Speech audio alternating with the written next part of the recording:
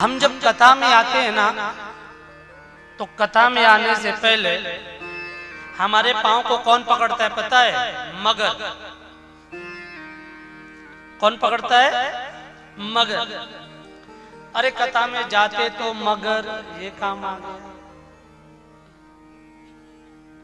सोच रहे थे मगर ऐसा हो गया। मगर आता है,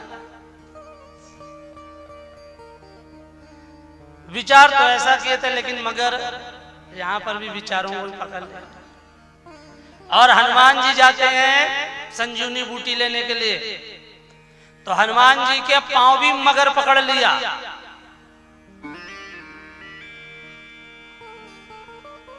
हनुमान जी का पांव भी एक मगर पकड़ लिया,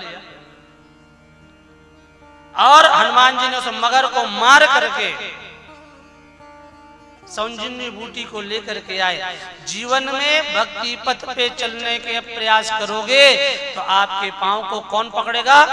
मगर। उस मगर को छोड़ करके जब आप चलोगे तब भगवान आपको मिलेंगे। होता है ना ऐसा?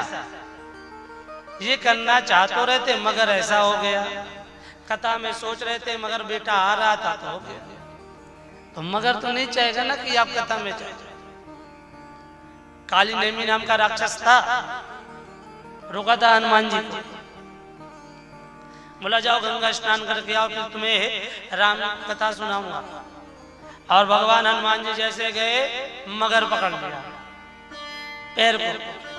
हनुमान जी ने कहा यहाँ भी मगर है, कलयुग में लोगों के पास तो मगर ही मगर रहेगा, लेकिन यहाँ भी मगर आ गया।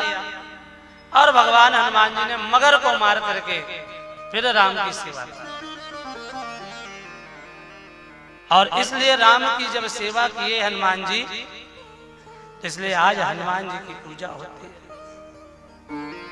अर्थात जीवन में मगर को हटाएंगे तो हनुमान जी जैसे समाज में हम प्रतिष्ठित होंगे। हनुमान जी जैसे लोग हमें पूछेंगे, हमें पूजेंगे।